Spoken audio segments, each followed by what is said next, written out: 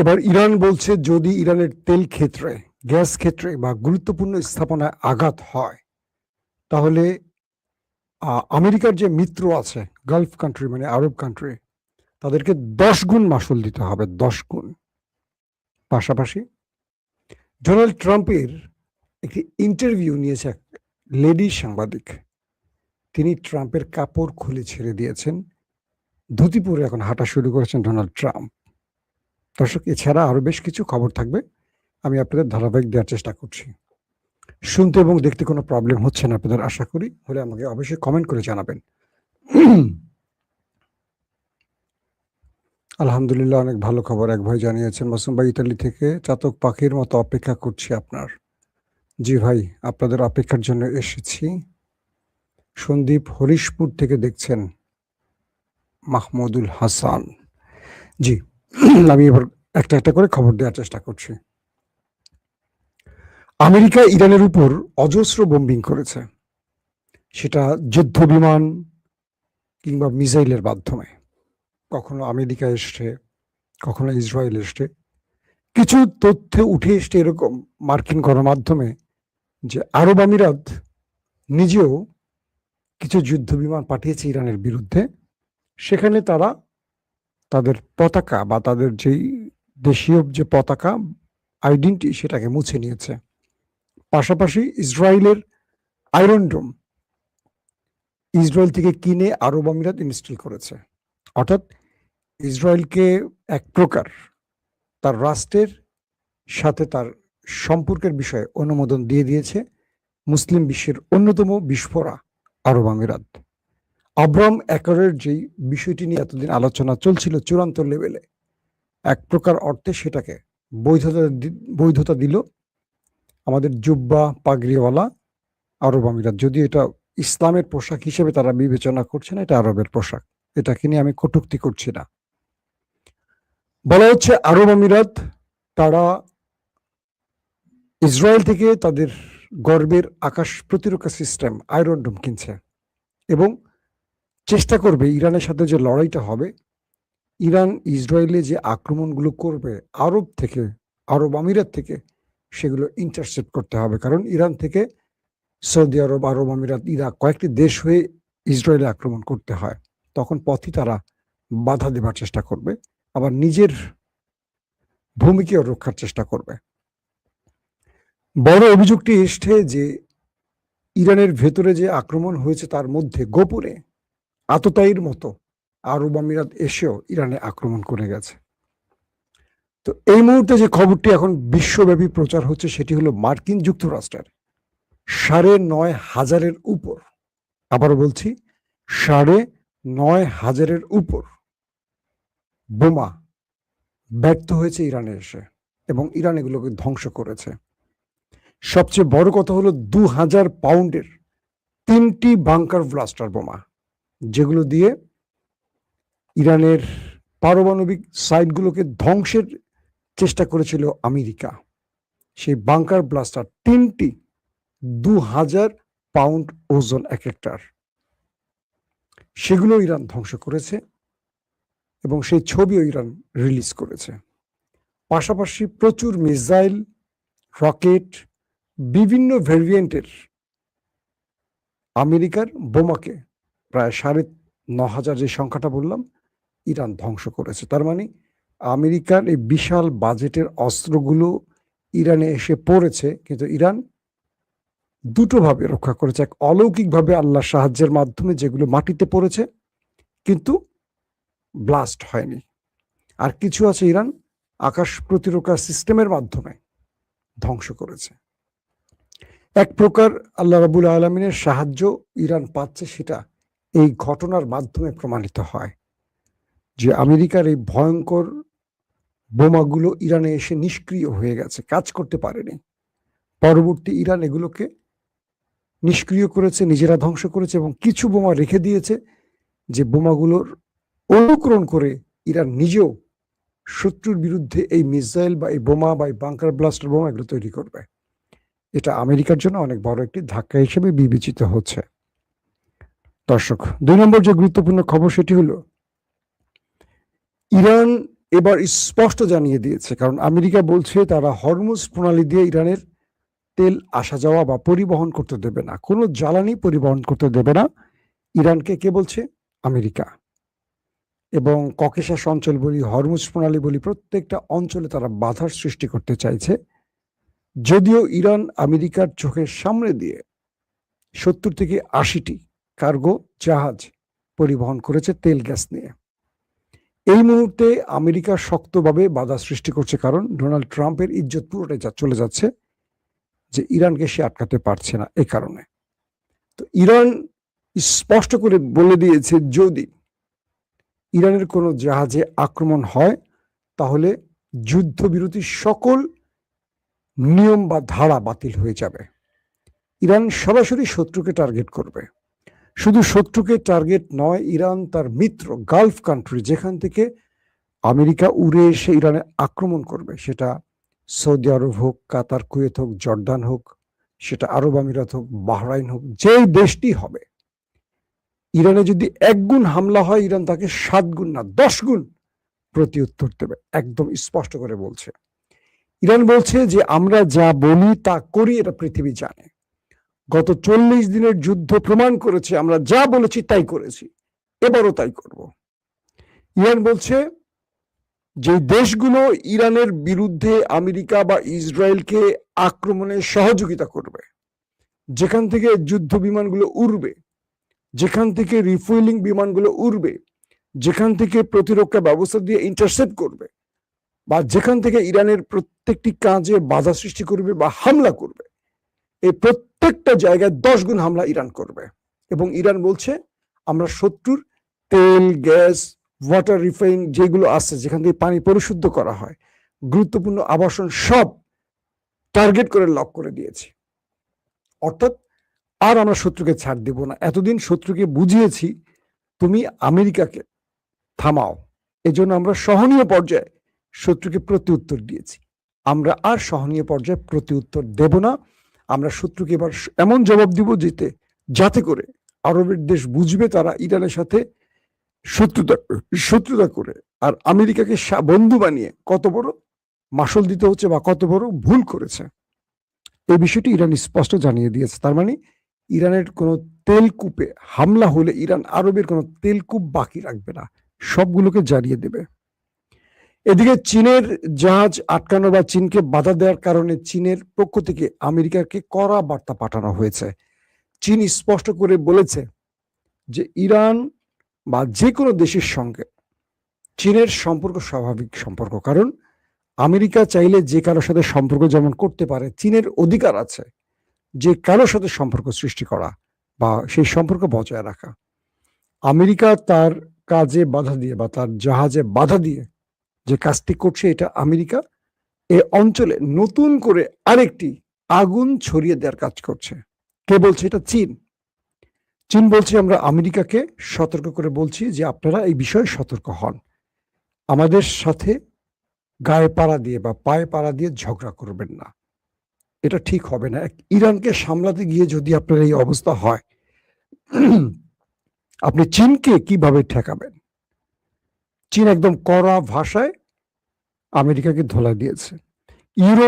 ইউরোপীয় ইউনিয়নের প্রধান তিনি আজকেই বলেছেন যে ইরানের উপর থেকে নিষেধাজ্ঞা তুলে নেওয়ার এখনই সময় আসেনি, কারণ ইরানের বিরুদ্ধে যে অভিযোগগুলো আছে তারা নিজ দেশের জনগণের উপর অত্যাচার করে, জুলুম করে, এটা বন্ধ করতে হবে। এবং ইউরোপীয় ইউনিয়ন এই বিষয়ে তদন্ত করে যদি ইরানের ব্যাপারে কোনো অভিযোগ না পায় তারপর তারা ভাববে।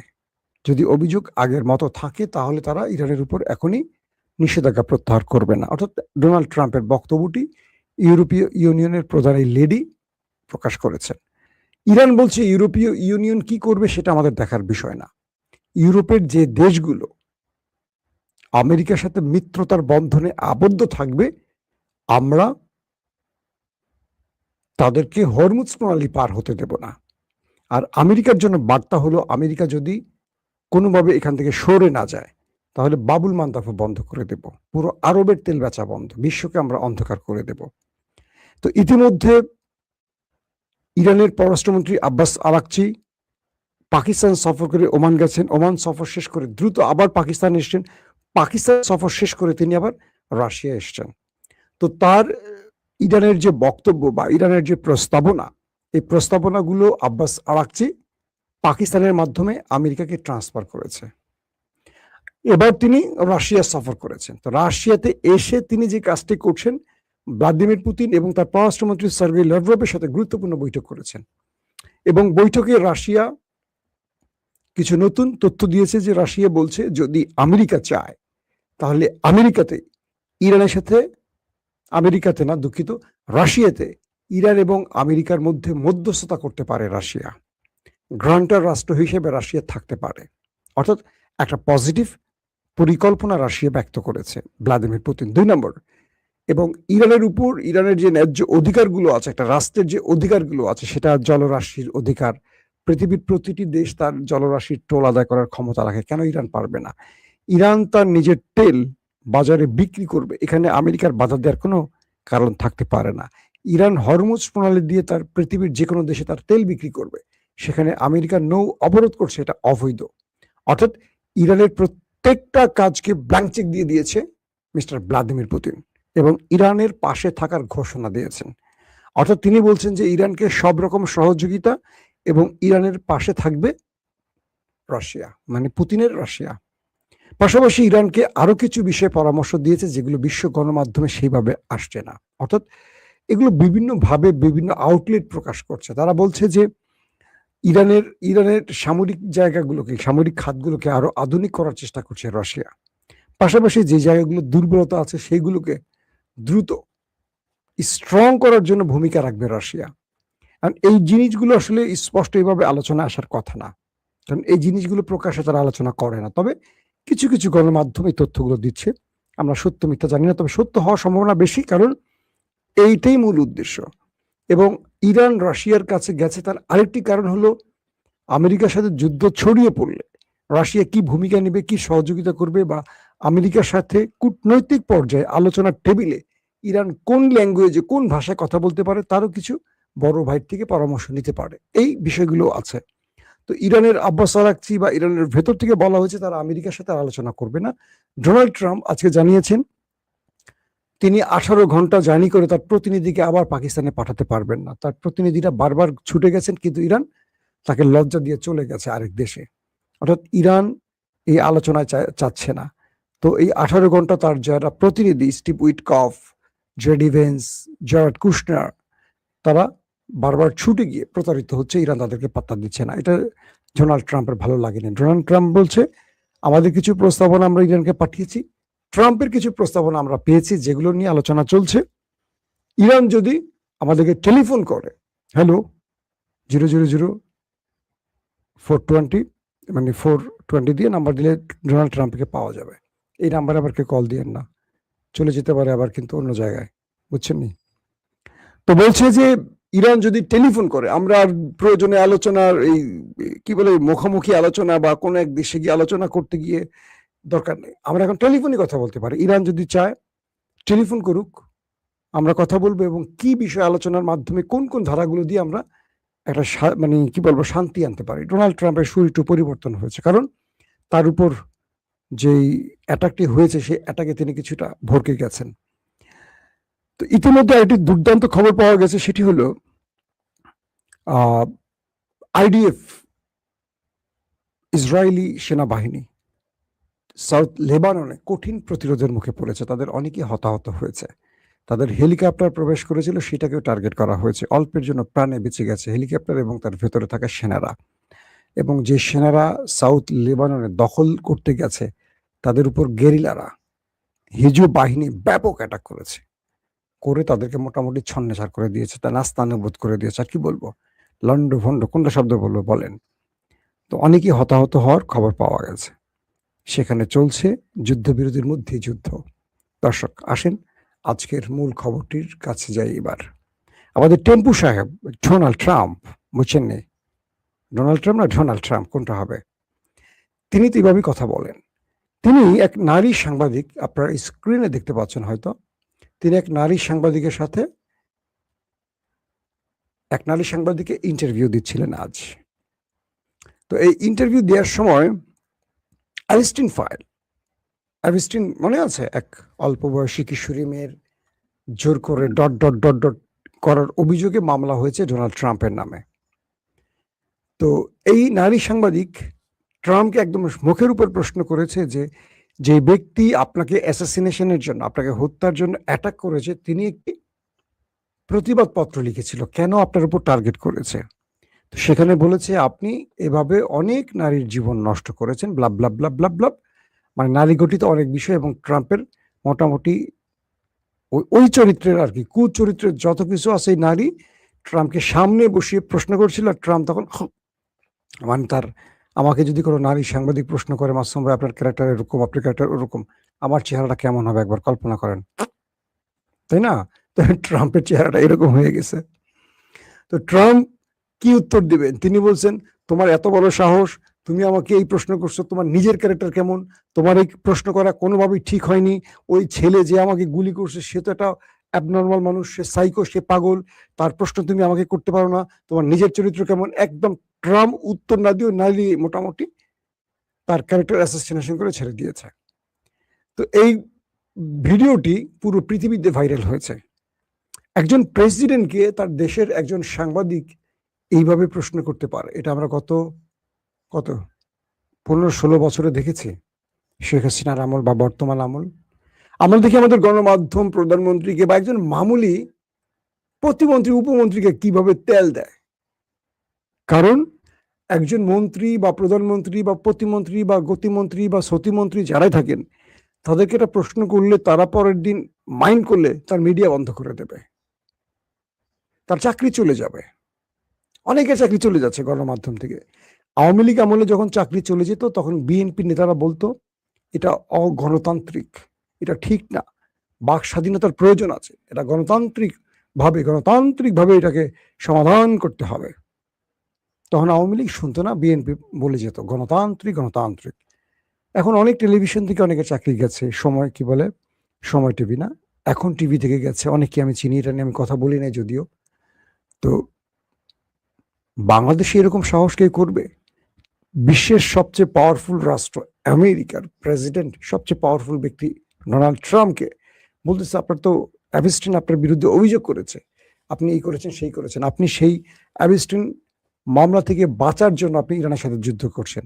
আর আপনার বন্ধু নেতানিয়াহু, তার বিরুদ্ধে অনেক মামলা চলমান রয়েছে যেখান থেকে বাঁচার জন্য তিনি এই যুদ্ধ করছেন।